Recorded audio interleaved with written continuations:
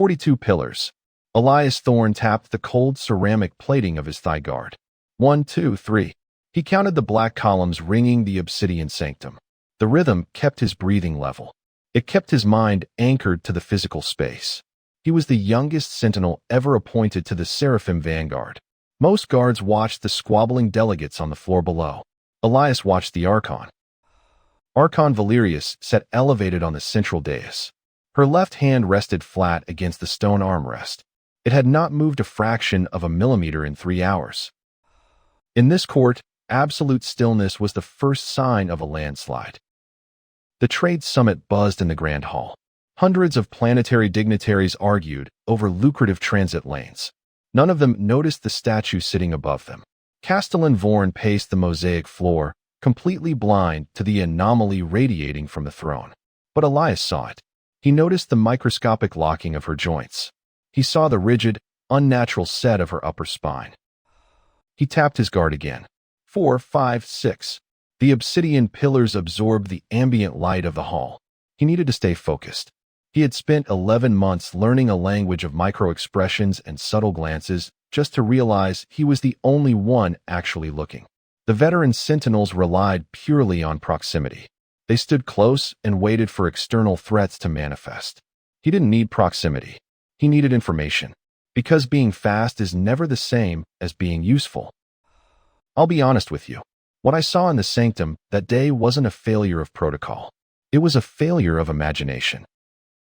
The memory of the forbidden archive burned in his mind, overlaying the reality of the room. 3 nights ago, he had bypassed a restricted embassy node out of sheer paranoia. He found deeply buried internal developmental records, old Seraphim biology files. One heavily redacted document mentioned a biological cast, a localized, sudden hardening of internal tissue, and attached to the file was a single, encrypted warning note left by a forgotten medical officer. Pray no one is watching. Why would a natural defensive mechanism require total isolation? A biological cast implied severe internal injury. But Archon Valerius wasn't injured. She hadn't left the sanctum in weeks. Which meant the archives had been lying all along. She wasn't healing from a wound. Something else entirely was happening beneath her heavy ceremonial armor. Something the Seraphim had actively buried in centuries of classified records. Elias felt a cold spike of dread root itself in his chest. The summit dragged into its 4th hour. Castellan Vorn raised a hand. Silence fell over the lower floor as the delegation from the outer systems prepared their final petition. Elias couldn't look away from the dais. 7, 8, 9. He tapped his leg faster now. Her knuckles were turning translucent. A faint, rapid tremor vibrated through the stone armrest. It wasn't a mechanical vibration from the ship's atmospheric processors. It was organic. A low hum, then nothing. High Warden Kalen stood exactly 10 paces to Elias's right. The veteran commander suddenly shifted his weight. Kalen noticed the drop in ambient pressure. The warden's hand drifted instinctively toward the hilt of his energy blade. Then, the Archon collapsed. She didn't slump forward. She collapsed inward. It was a brutal, silent crumple of armored plates and rigid limbs, as if her skeleton had instantly dissolved. The sanctum shrieked.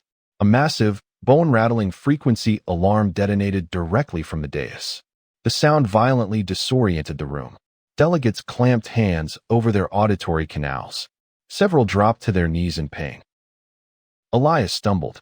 He caught himself hard against a polished column. 31. Kalen moved with terrifying, trained speed. Defensive perimeter. The warden roared over the deafening alarm. 12 Seraphim guards drew their blades in perfect unison. The harsh crackle of ignited plasma cut through the frequency siren.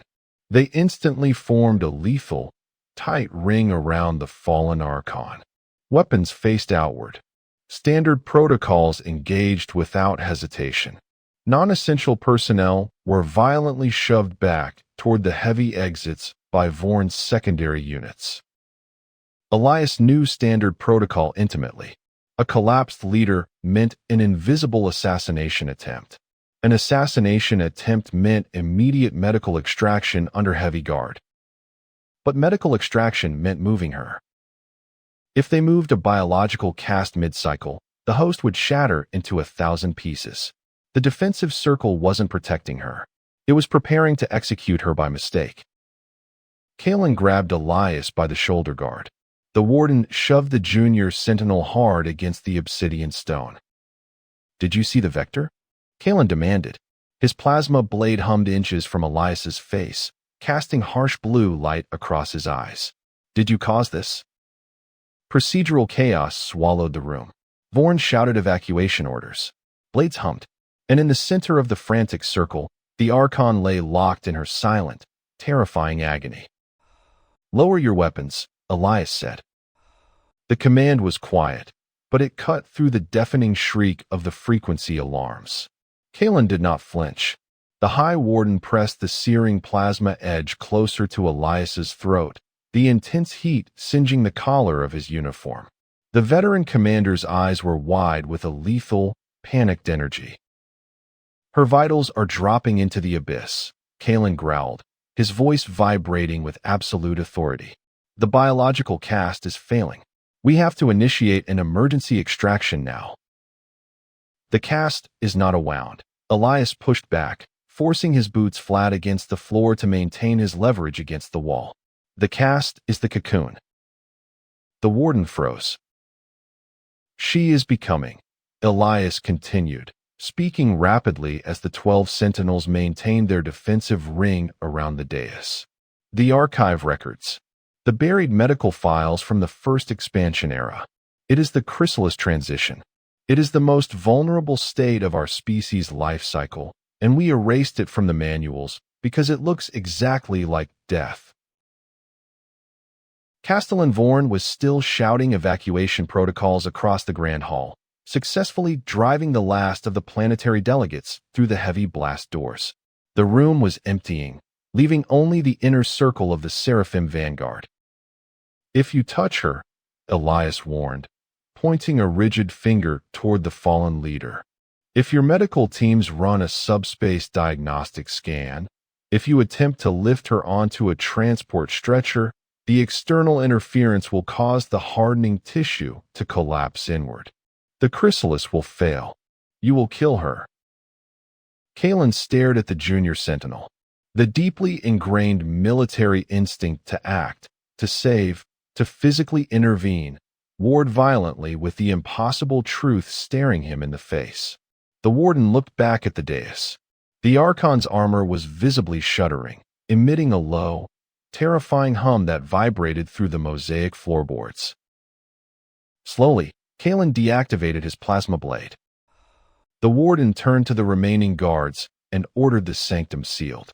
No medical teams, no external distress signals, just the Vanguard and the silence of the massive chamber. The 4-hour vigil began. It was a completely suffocating experience. The remaining Seraphim guards stood at the perimeter, perfectly still, forced to watch their ultimate authority figure suffer on the cold stone. Time seemed to warp and stretch. The frequency alarms had been manually killed, leaving only the sickening sounds of biological restructuring echoing off the obsidian pillars. Elias watched the micro-movements of his fellow guards. They were terrified. Their rigid training manuals had not prepared them for the grotesque reality of evolution. They were soldiers designed to fight external enemies, entirely useless against an internal metamorphosis. In the 3rd hour, the transition peaked. Deep, jagged fissures crawled rapidly across the Archon's ceremonial chest plates. A horrific tearing sound ripped through the quiet room, like wet canvas being pulled apart by massive industrial winches. The Archon's back arched at an impossible, agonizing angle. Her mouth opened in a silent scream, her eyes completely rolled back into her skull. Kalen could not take it anymore. The veteran warrior broke formation. He lunged forward, his hands reaching out, desperate to stabilize his commander, entirely unable to suppress decades of protective conditioning. Elias Thorne caught the High Warden's armored arm with a grip that defied 30 years of military hierarchy. "Not yet," Elias whispered. Kalen fought him. The Warden threw his massive weight forward, his heavy boots scraping harshly against the stone floor. Elias dug his heels in, wrapping both arms around Kalen's gauntlet, anchoring the much larger man in place. Kalen trembled, his breathing ragged and desperate, forced by a junior sentinel to endure the absolute psychological torture of waiting. When the agonizing transformation finally crested, violently stripping the Archon of her old biological shell to reveal the luminous, stabilized architecture of her newly forged form beneath, High Warden Kalen finally exhaled and allowed the heavy silence of the sanctum to return. The crisis was over. The Archon lowered her new, perfectly formed hands to the armrests, breathing smoothly, her posture radiating an entirely different magnitude of power. The Vanguard dropped to their knees in profound awe. Hours later, in the secure, heavily shielded briefing room deep within the command sector, Archon Valerius officially sealed the event as a minor ceremonial exhaustion anomaly. She dismissed the High Warden and looked directly at Elias. She acknowledged his unprecedented discipline, recognizing the immense burden of understanding something everyone else was trained to ignore. She spoke a rapid sequence of untranslatable syllables. It was a secret name of honor, an acoustic signature that bound him to the inner circle forever. Elias stood at his post. 38, 39, 40. He counted the obsidian pillars. Down on the floor, the ceremonial Aeon sphere lay near the dais. During the chaos, he had watched it roll smoothly across the stone, a steady motion that kept his breathing even. Now, looking closer, he saw the truth. It exploded instantly when the alarm triggered. His mind had simply invented the rolling to survive the stillness.